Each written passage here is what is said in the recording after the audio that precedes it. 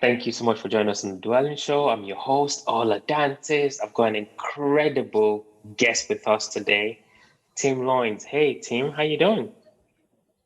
I'm doing great, Ola. Thank you for having me on your show today. Yeah, cannot wait to jump into your story.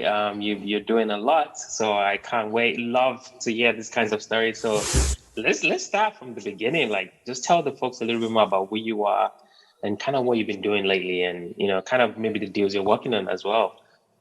Be curious to hear all Love that. to. Yeah. Yeah. So listen, I'm a 39-year-old father of three little girls, 10, 7, and 2, and been a New York City firefighter for 16 years.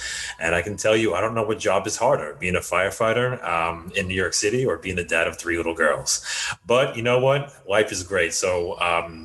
Anyway, so I've been doing that for 16 years, and then for a while I was a ER nurse on the side. A lot of Hmm. firefighters have side jobs because like for example, in New York City, we work 24-hour shifts, and then we have 3 or 4 days off. So a lot of guys are in contracting or heating and plumbing or all sorts of stuff. I mean, guys have amazing side jobs. So I back in college, I was pre-med for about 15 minutes before I joined a fraternity, and a couple of guys that I worked with were nurses, so they convinced me to go to nursing school, and I kind of had a knack for that anyway. So there I was, going back to school, working full time, getting married, having babies, and when my first child was born, my wife got to stay home for like a year or two, and I was working, and I like to work, and I'm a hard worker, and life was good, right? I had no complaints. But now, fast forward 10 years, and now my kids are older, and I'm coaching their lacrosse games and basketball teams, and I'm always kind of at work, and I found myself working 70, 80, 90 hours a week. And, my family started feeling it. And when they couldn't talk, it was no problem. Even though I missed them terribly, it wasn't as if they told me they missed me as well. But, like I think my family started feeling the W-2 grind, and I started to feel it too. And even though I had fulfilling careers and the bills were paid and we had 2 vacations a year and money going into the retirement accounts. I mean, I really wasn't asking for much more, except that my quality of life seemed to be not where I wanted it to be. And, like so many other stories I've heard in real estate, it's kind of like having that inflection point of what else can I be doing? And not just staying in the same lane until you hit retirement at 65 and say, you know what, I should have investigated in investing in real estate when I was in my 30s or 20s or whatever. So that's what I did. I always had an interest in real estate. Been reading the Wall Street Journal since I've been in college, and always kept my finger on the market. But listen, I was a blue collar firefighter. It wasn't like I was crushing the cash game, right? So I always had that limiting belief that I couldn't get involved in real estate until someday.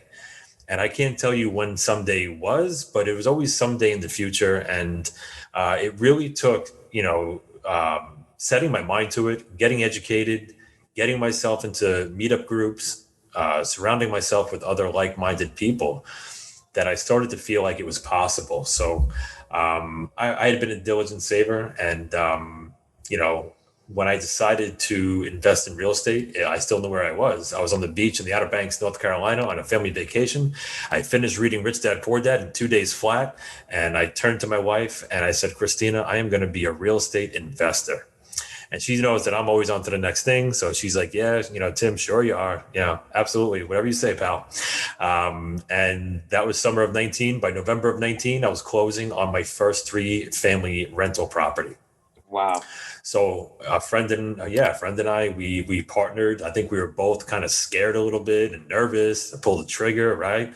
And that's when people ask me the hardest part about real estate investing, it's always taking action, taking that first step. And I'm going to throw it back to you to see if you want to unpack any of that. But yeah, we got started in November of 19 with a three family, and I'd be more than happy to kind of tell you where that kind of went from there. Yeah, no, I mean, there's so many things that you said that I would love to touch on. And I was nodding and smiling and laughing in the background as you were talking. Didn't want to obviously interrupt your flow. But I mean, what you said about your daughter, I have two daughters too, so I can somehow relate, right?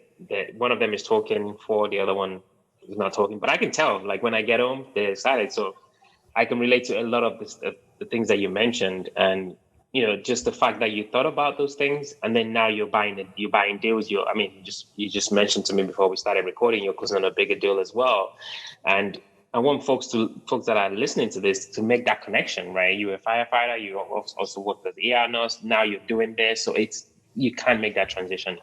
Now, my question is, though, Tim, is you were on the beach, you made that kind of decision, right? I'm going to do this.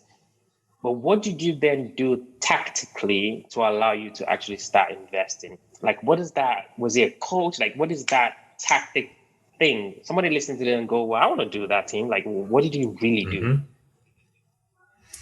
Yeah, I think it's a couple of things. It's a combination, and I think everybody finds the combination that works for them in different ways. But I'll tell you how it worked for me. Reading Rich Dad Poor Dad was an eye-opening experience, and I know so many real estate investors have that same type of sentiment towards that book, and Robert Kiyosaki and his Rich Dad advisors, right? That was summer of 19. And literally from that day forward, I didn't listen to one more song, no more top 40 hits on the radio, no more Pandora, no more Spotify. It was strictly content only. And it was, it got started with Bigger Pockets, like so many other people. And I just started all the way back at episode 1 and I hit play. So, it was a couple of podcasts. It was Bigger Pockets. It was Keith Weinhold and Get Rich Education. It was Michael Blanc. It was Jake and Gino. It was, there's so many podcasts. And I just started taking in the content. And then if people mentioned books on a podcast, I would download the book on Audible and listen to it at 2 speed, so I can get through more content in a shorter amount of time. I started waking up at 5 a.m. and because, getting some work done or some content in, while my girls are sleeping before school meant everything to me, because where else can you find the time sometimes in a busy W-2 family life to take in content that's not, Mickey Mouse or, something like that. Right. So it was a combination of early on committing to the process of education, reading books, the Audible, the podcast. So, this is now, say, September, August and September of 19. And I said to myself, I better just start looking at properties. So I got the computer out, I hit the MLS, I started circling, cash, what I thought would be cash flowing properties. And my partner and I, we just went out and we started looking and we started making offers. And he's a smart dude. He's in real estate, and I'm a pretty squared away guy, right? So we had our paperwork in order, and we started talking to brokers and to mortgage people and getting pre-approved. And all of a sudden, we found this property. We just knew this was the one, and we negotiated the price. It was a $276,000 purchase price, and it was cash flowing at the time $3,200 a month. We had to renovate the first floor unit. The other 2 units were going to be occupied with the same renters. And we got to work. And I'm not really a handy guy, but I made it happen, right? We put in LVT flooring. We painted the place. We put light fixtures in. We made it a nicer, newer unit, more functional unit. We updated, the smoke detectors, like all these little things, right? And, we just made it happen. And then all of a sudden we put it out there and it rented within a week, and boom, now we're cash flowing. And after a couple of months, we got our tax return back and we did a little better on our taxes. So now my wife is bought in a little bit more, because my wife is great. I love her. Christina, I love you. But she didn't want any part of the, material participation in the Lyons family real estate game. But she supported me and she was with me. And at the time, I'm still a firefighter and I'm still a nurse. And I'm working overtime and I'm coaching kids' games and I'm painting at night until all hours of the night. And she was like, Tim, I thought this was going to be like passive income. Yet you're at this rental property, mowing the lawn, painting, this, that, the other thing. And, it was kind of like I was going through the process and I was entrenched in the podcast, and I knew what was possible. And I kept on, kind of telling her what it was kind of possible. But I can see from her end, it was like, well, all I know is that you're not home a lot more now. So it made me think. I got to start to think in, January, February of 2020, like maybe I should look into, multifamily, right? More doors under one roof, but the same kind of gain, right? But I was worried. I was nervous. Spreadsheets and cap rates and NOI and expenses and profit and loss statements and T12s and all these things. And I'm like, I don't even know what they're talking about. And I don't know that I have the time to even dive into it, but I was persistent, right? Reading books again, now making the pivot to multifamily. And the one underlining theme was that if you're a W-2 guy or girl and you want to get into multifamily, there's a couple of different ways you can do it. You can either go to work with somebody that's doing the process that you want to do, that is successful, and work for them for free and underwrite deals and go mow the lawn and go get the coffee while you're at it. But working two jobs and having a gaggle of kids, I didn't think that was going to work, right? So then there's another option, which is coaching and mentoring, and you have to pay for it. So I'm a pretty conservative guy with money, and I didn't know that I was going to come out of pocket to pay somebody to coach me through the process, because I always joke about this on other podcasts that being from the New York City metropolitan area, I think I was born like other New Yorkers with a healthy dose of skepticism baked directly into our DNA. And I didn't know that there was going to be a return on investment. So I was skeptical. I didn't know if I was going to do it, but I started asking the questions. I started talking to other students. I started and investigating these programs. And the more I investigated, the more I felt like I had to do it. So I investigated a bunch of programs, and I finally found the one that works for me. It was Jake and Gino, Jake Stenziano and Gino Barbaro. They're just tremendous, tremendous people. They had such a cool culture, a cool community. Everybody is just so supportive of one another. I can't even speak enough about it. And really, that was March of 2020, right when COVID is ramping up. So crazy thing happened. I talked to Christina. We decided that Jake and Gino is going to be our ticket to multifamily, and we jump right in. Well, 3 weeks later, the plan was for me to work while the girls were in school. 3 weeks later, we're doing homeschool 5 days a week because COVID comes to town, right? And at the same time, I work in a very poor neighborhood in New York City with a lot of immigrants, and there's a lot of people kind of living together in a one-bedroom apartment that might be 2 or 3 families. So COVID spread like wildfire in that neighborhood, and I was doing CPR with my crew nonstop for 24 hours a day. It was insane. And at the time, I had a brand new baby, and my wife and I sat together, during those first few weeks and said, should I be living here? So I made a decision to move into my mother-in-law's house. She moved into my house. And for 9 weeks I just studied multifamily. I did nothing but Jake and Gino education. I started making my phone calls, my broker phone calls, my lending phone calls, direct to owner.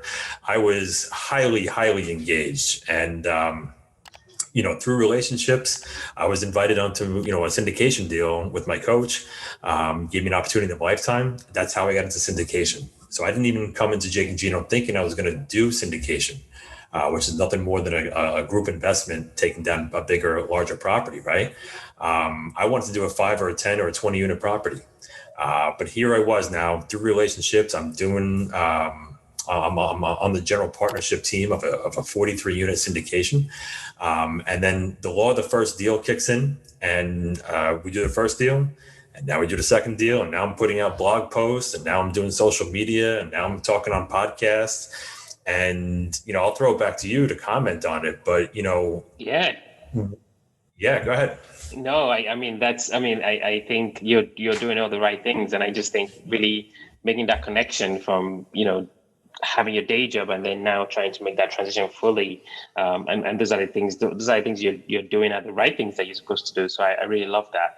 But I would love to keep going on and on, but we're definitely dwelling into the quick rounds. These are going to be quick questions, quick answer. You ready, sir? I'm ready, baby. Hit me. All right. First question. What makes your team unique? What is that differentiating factor that separates you from the next guy or the next girl? Yeah, I think it's you kind of get what you see right here. The authenticity. I'm nothing more than really a blue collar New York City firefighter, ER nurse in the trench. That's where I love to be. I love to be in the room when things go south. Hmm. And when I got into the real estate game, that's where I love to be. I'm passionate. I want to bring 110% to my investors, which are my family and friends to start with, right? Hmm. And I want to do good deals. I want to build wealth for my family, and it's that authentic Tim that comes to the table every day. I love it. I love it. You mentioned you're like downloading books after books, reading at 2x speed. What was the last book that you read, and what was the one thing you picked up from that book? Oh, it's got to be Don Miller's Story Brand. Anything by Don Miller, by the way, is just absolute gold. If you're an entrepreneur, real estate or otherwise, it behooves you to get all over that book. So I listened to it first, and I loved it so much I hit play again. Then I bought the book, and I've referenced it multiple times. It's about bringing your customers, your investors. It's about them. It's bringing them on the journey. It's not about you as the business owner or the syndicator or the lead investor. It's just a tremendous way to approach business and to approach investors. Interesting. So you're busy. You've got a lot going on. What do you do for fun? I work from home now. I gave up the nursing gig as soon as COVID hit. I gave up the nursing gig, and I've been doing Cityside Capital and real estate, from home. I play with the kids. I drop them at school. I pick them up. I love my family. We just put a pool in the backyard, so it's summertime right now. We are, doing that kind of stuff, and do a little CrossFit. I can't say that I'm going to be the biggest, strongest person that ever did CrossFit, but it's good because we get to do different workouts, and it just keeps it really fun. Love it. Love it. Yeah, I'm super glad. That's fantastic. If there's somebody listening in or watching and saying, hey, really like this team guy, how can we get, with you, connect with you, get to know you more? Yeah, absolutely. You can just come to the website. It's citysidecap.com. So it's CITYSIDECAP.com. I was blessed and grateful to be a part of a book with some celebrity authorities. It's called Bringing Value, Solving Problems, and Leaving a Legacy. You can download a free PDF copy right on the front page of the website. And you can set up a call anytime. I take everybody's call. I love to connect with people. So, yeah, stop on by. Love it. Thank you so much, Tim. Really appreciate your time. Thank you. Thank you. Thank you. Likewise. Thank you so much.